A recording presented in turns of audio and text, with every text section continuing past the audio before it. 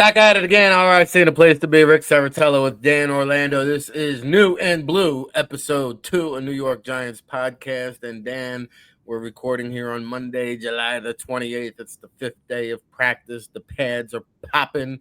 There's an electric atmosphere, according to the beat reporters on the scene. We're going to get into some of the first week of training camp shenanigans. It's always a great time to kind of get some eyes on the team, see how the new parts fit. And of course, this rookie class is ultra exciting. But we must start with some unfortunate news. Bryce Ford Wheaton, the wide receiver special teamer, suffered an Achilles injury. He will be out for the season. Impact and analysis, please. Absolutely, Rick. And you hate to see it for any guy, especially someone that had a major injury 2 seasons ago, his rookie year. And he was brought to the Giants to give them size at a time when, other than Isaiah Hodgins, they really had none. As an undrafted free agent, and he got an injury in his rookie year and wasn't really able to make an impact, but that kept him with the team. He spent 2024 as an impact special teamer. Giants fans likely remember him running back that blocked field goal against Seattle that helped seal that game for them. That's really the only time he's touched the ball in his career. He's primarily a gunner. That was going to be his route to the team this year. And he had the inside track, some would say, on that spot. They certainly brought in lots of competition to try and unseat him, but he was the incumbent. Now with the torn Achilles, he's obviously going to be missing this year, and quite honestly, that could be a tough one to come back from after having another major leg injury not long ago. But for now, that means a big shakeup with this wide receiver room that includes several UDFAs and a couple of veterans with a legit shot at making this roster.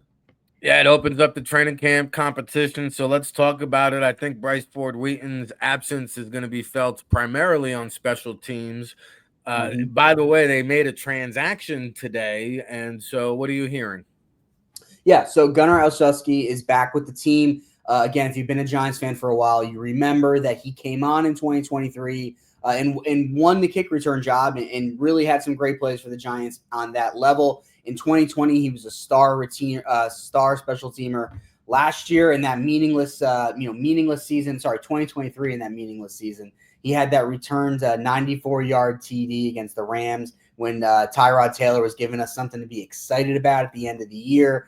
This is a guy that was expected to be the return man last year in 2024, and this is why I got my years jumbled up. He technically warmed up with the team in week 1. He had been injured in camp. He got the green light to go week 1 against the Vikings, and he was immediately injured during I forget if it was during the warm-ups or on that first kickoff. Regardless, he never saw the field again in 2024 for the Giants, was put on injured reserve, eventually left the organization. He has now been brought back. He is going to put a lot of pressure on Amir Smith-Marset, who has the inside track right now to the kick return and punt return job. He's also going to shake it up for anyone hoping to be the backup slot receiver because he can fill that role as well. Yeah, an undrafted free agent out of Bemidji State, 2019, spent a few years with the New England Patriots, Pittsburgh Steelers, back with the Big Blue, New and Blue. That's what we do here on the allaccessfootball.com. This is one of many shows that we're going to have throughout the season. If you tuned in to the allaccessfootball.com, we got Scouting the League podcast. We're going to have the QB Huddle, the All Access Football Daily Show launching September 1st. So keep it locked for that. But, you talk about the wide receiver competition, specifically the slot receiver competition. And, we mentioned it on the first episode. That Jordan Bly, nephew of Dre Bly, he was unguardable down there at the Tropical Bowl. I saw Emory Hunt tweet out that he was having a strong camp. I mean, we talked about it. He's going to be hard to cut. You got Gunnar now in camp. How do you see this wide receiver, bottom of the roster depth chart panning out? Well, look, Ford Wheaton now being out of the way does make it even more interesting because there's going to be some guys that I just didn't see making the team without an injury like this one, and that certainly opens it up. Dre Bly's nephew, Jordan Bly, definitely has a real chance at this. Another guy, and this is going to stay on that special teams theme, Dalen Cambry, a guy who, for the Raging Cajuns, was a special teams star. Had only had, I believe it was 5 to 10 receptions in college. It was one of those two numbers. This is a guy that was making catch after catch in the spring and is now, when they had the walkthrough portion at the beginning of practice, the first one without Wan'Dale Robinson in a while because he also just got a small nick and they gave him the day off. He was the guy actually in the slot for these starters. So doing a walkthrough, nothing major, but the point is they obviously see him as an option. So right now, there's a couple of big body veterans that are trying to make this team.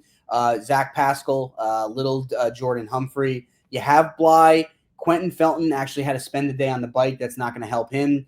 Can't not talk about Juice Wells. He was one of Dart's main targets in college, and he's hooked up with him in camp. But right now, I feel really good about Bo Collins, too, the guy who, starred on Notre Dame last year. He's a big body. The Giants would love to find a weapon for 2026 in this class, and they'd love for it to be a big-bodied guy to put opposite Malik Neighbors.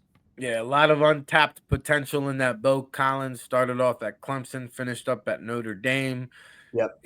Somebody's got to pop. Jalen Hyatt, we've been waiting. This is the third year now. We've been waiting for him to pop. Darius Slayton, having a strong camp, but seems to always be injured. And Wendell Robinson, a little bit lackluster thus far early on in his Giants career. New and blue, we break down the new New York Football Giant players, whether it's rookie, free agents. We just talked about Gunnar Olszewski, new to the team, and of course the rookies are what's creating the buzz or excitement. Let's keep it on the offense since we're talking offense first. Obviously Jackson Dart is a big topic, and I saw our guy Paul Dottino tweet out yesterday, day 4 Sunday was Jackson Dart's best day. I also saw him say the best piece of advice thus far that he's received is on the blitz tendency, something that rookie quarterbacks tend to keep their head on a swivel during their first year. But what are you hearing and seeing from the one Jackson Dart? I think the main theme is that he's getting better. He didn't start out camp blowing anyone away. And if you're a Giants fan, you are entitled to be worried that what you're seeing from step 1 is not going to be all that different from what you see a couple years down the line. You sat through Daniel Jones and you saw him really not show anything different year after year. Every summer you were promised that he's going to make this leap, that, hey, if he had a wide receiver, if he had an offensive line, he'd be able to do X, Y, Z. And really the only success he had was when they figured out a way to really weaponize his legs in the run game. And then once defenses figured that out, it was over. You really were done seeing any magic from Daniel Jones. Jackson Dart, it is way too early for anyone to be celebrating. But this is a guy that started off camp struggling to process, holding on to the ball too long. He's been thrown everything. Everything's been thrown at him. And Sunday, what you saw was a practice where this guy did not seem overwhelmed. It looks like he learned from his experiences and was putting those things forward. And what I'm also hearing and reading is that he is not scared to make a mistake. This is a guy that's going to make a mistake, and it's not going to then have him in his head, have him afraid to make that throw again. He's going to continue to get better. And the Giants put themselves in a great position this year by bringing in a Russell Wilson, by bringing in a Jameis Winston. There's no reason for Jackson Dart to have to go out there and make his mistakes when he's costing the Giants a game that they could have won. So right now, if you're a Giants fan, there's reasons to feel optimistic about Jackson Dart's development. Yeah, optimism, but you may have to put that optimism on hold because one thing that's a real possibility, the Giants may go ahead and redshirt him, especially if Russell Wilson rattles off a couple wins out of the gate. I mean, it could be a Russell Wilson year as long as the Giants are in contention for a playoff hunt.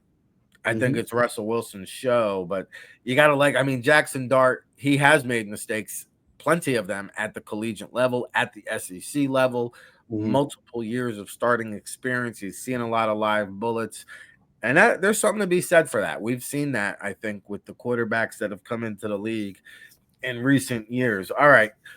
His backfield mate, one of the funnest moments, I think, coming out every day with the training camp, Scadaboo and Dart, they're coming out to the fans, they're headbutting, they're creating that juice, that energy. And how soon is Cam Scadaboo going to be the starting running back? It seems like he has a chance to be right out of the gates. The vision, it's hard. It's hard not to get excited. So I'm cutting you off by accident. I'm so excited. It's hard. It's been fun. He's a guy, and it's similar where I'm letting myself come along in terms of excitement step by step. He gets a running back.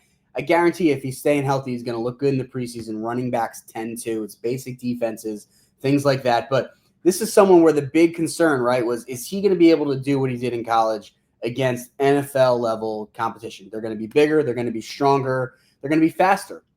So far, and it is early, but now we have the pads on. He's breaking runs. Now, again, they're not hitting him as hard as they would in even a preseason game, but he's showing that he has the athleticism and the strength to move people. And also, it's that receiving game factor that's going to set him apart. It's ironic. Tracy was a receiver up until his last year of college, just like Abdul Carter was really not an edge rusher until the end of his college career. But he hasn't really thrived in that role for the Giants. Now, Scadaboo is out there making catches and making plays in the passing game. So if he can come on and be a star right away for the Giants, even if he's technically not the starter, if Tyrone Tracy holds that role, if he can come on and be a real 1-2 punch out the gate, that is going to make the Giants offense better as a whole.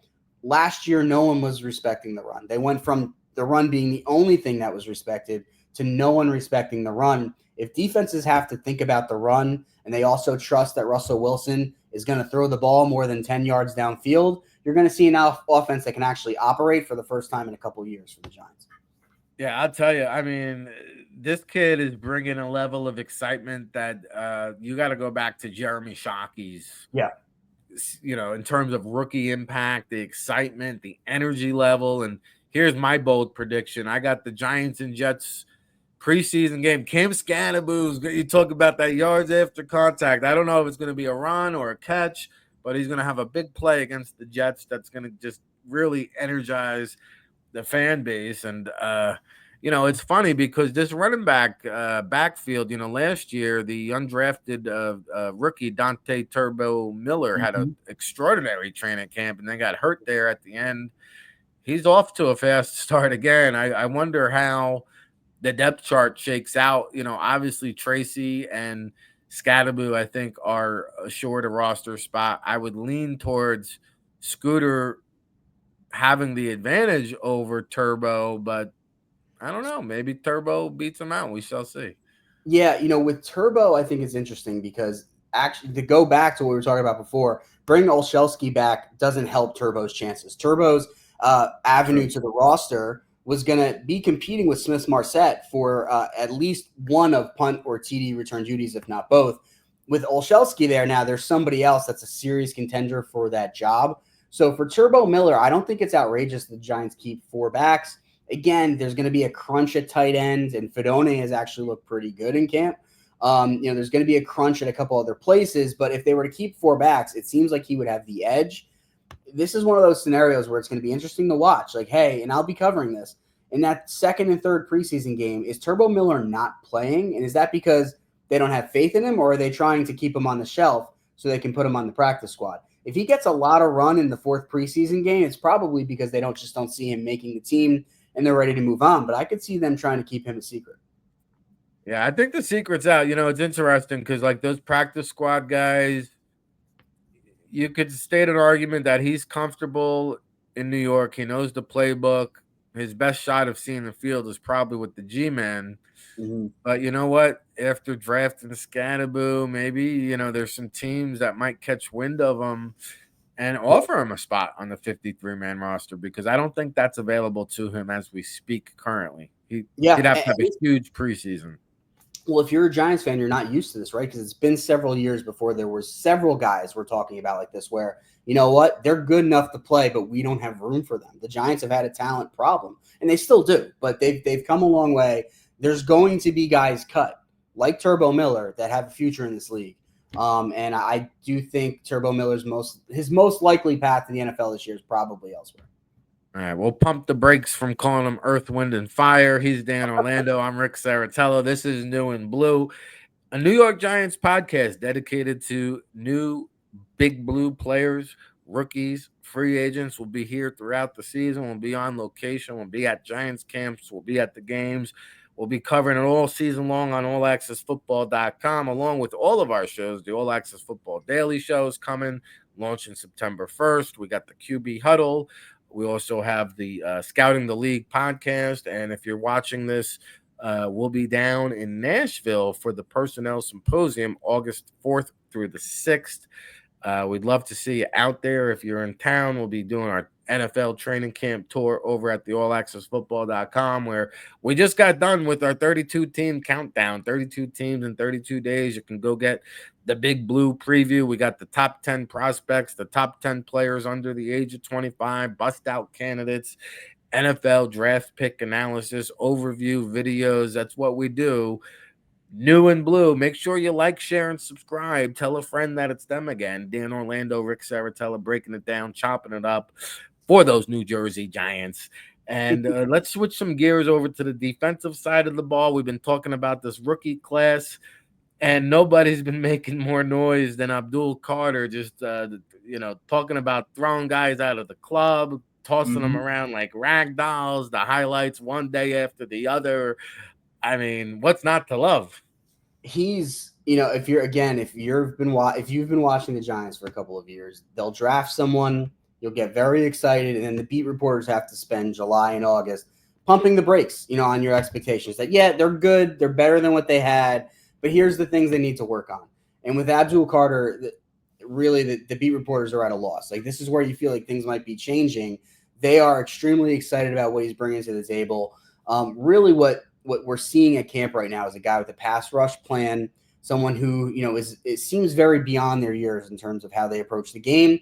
And if you're watching his highlights from camp, he's just effortlessly moving past people. Even now with the pads on, he looks like he could be a very special player, not just a Kayvon type guy who's an important part of this defense, but he was an upgrade to what the Giants had, which was nothing. But has he been that Aiden Hutchinson type force, maybe a future Myles Garrett? No. But with Abdul Carter right now, the Giants fans should really feel like they may have a legendary special star. The only thing that could probably derail him at this point would be an injury situation, because right now he's having a hell of a camp. Yeah, it's going to be exciting what this defensive line can do, along with Brian Burns, who, has been ranting and raving. I saw him call Abdul Carter a dog, and just really just singing his praises. And he looks like a veteran. I mean, he is what we were hoping Kayvon Thibodeau was going to be, right? And maybe that lights a little bit of a fire under Thibodeau, and you get like a little friendly competition in the locker room. Back in the day, you had, LT and Leonard Marshall and Pepper Johnson, who's going to get to the quarterback first. So maybe they can recreate that. Tomorrow, they're going to be practicing again in pads on Tuesday, and then they're going to have a day off on Wednesday. Any other thoughts or impressions that you want to get off your chest here, Dan? When it was 2006 and I was a kid, I was in high school, and they used to have the Giants draft day party at the old stadium, and they put the results up on the big screen, and the Giants traded back with the Steelers for 32nd, and they ended up taking Matthias Kiwanuka, who was a pass rusher. And like you were talking about those locker room competitions, they already had OC, they already had Strahan, and they already had Tuck at that point. And the fans booed, and I wasn't really happy either, and I was a kid. Because why did we need another pass rusher? What would we possibly need one for? And let's be real, Matthias Kiwanuka was probably the fourth guy in that line, but he was a great pass rusher, and he helped them have a stable that got them 2 Super Bowl championships. And you can't have enough pass rushers, and this is probably going to light a fire under Thibodeau, who's been a good player, but he has a lot of potential. This is a guy that in his second year had 11 and a half sacks. Like, that's not easy. This is a guy who can really be a star, but he needed somebody pushing him, and he's going to have opportunity. He's going to lose some snaps to Carter, but Carter's also been lining up an inside linebacker. He's been lining up as interior defensive lineman. Thibodeau's going to be on the field. If Thibodeau wants to be someone that's regarded on the same light as Carter, as Burns, he's going to have to earn it this year. Yeah, we missed Snacks Harrison, by the way. Big shout out to Snacks.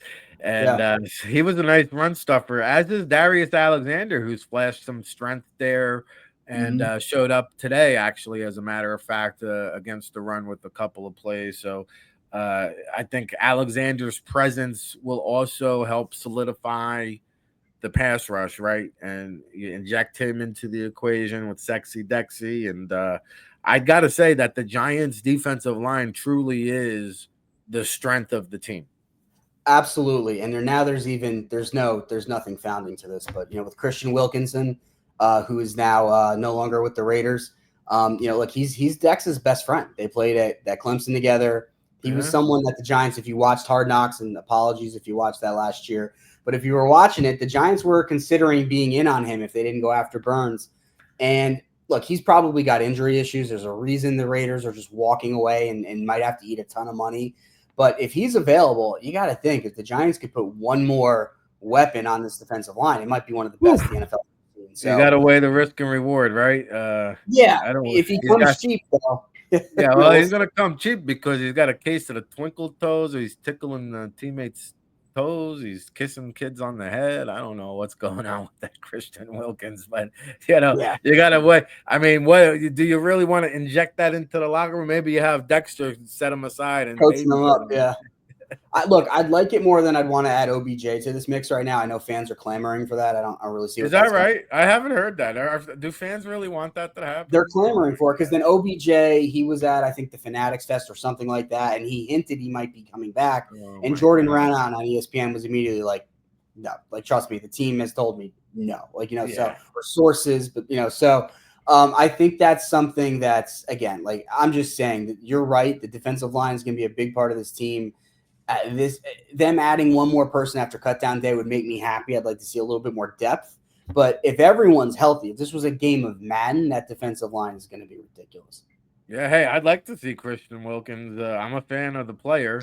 Yeah. I don't know what's going on off the field, but he's got to buckle up and hunker down. And we'll see. We'll see where he lands. If he lands somewhere, if he does land with the New York Giants, then you can best believe that we'll be covering it here on New and Blue. And keep it locked to allaccessfootball.com. We'll be back next week with a new episode. And anything else you got cooking on the back burner, Dan? No, well, we're going to be diving in next week. We're going to be continuing to track Jackson Dart's progress. And look, we have the first game coming up August 9th. Against the Bills. We're really going to get to see what a lot of these guys look like. I think it's going to be really cool for us. And then also, hey, the other two games are both going to be here local at MetLife. We should be having coverage from them, be able to talk to some guys, hopefully in the locker room, and get some inside scoops for everybody. But we're really reaching that part of the summer where we really get to see what some of these guys are made of, get a good idea of who's going to make this roster, who's going to maybe be a practice squatter to keep our eye on into next season. So I'm looking forward to it. I think it's going to be really interesting. And that Bills game, look, there's going to be guys that are making an impression in camp. If they can carry it over to a game, we'll talk about him next week. Nick Jones, he's making a push to be the backup nickel cornerback. Let's see him do it in a game, right? It's one thing in practice. Let's see him do it against somebody wearing a different jersey. It's going to be a really exciting time to be a Giants fan. Yeah, that Nick Jones, I think his locker is actually next to Jackson Dart, I believe. So we'll see if some of the magic rubs off, and we'll be keeping it locked here and keeping you up to date. Ric Serritella Dan Orlando, New and Blue. Make sure you keep it locked. Like Dan said, this next week, really, who can make plays, carry that momentum into the first preseason game, and use that as a springboard as the Giants work their way down to the 53-man roster, currently at 90. We'll be back at it again next week, so make sure you keep it locked. We thank you all for tuning in. Buckle up, everybody. Thank you.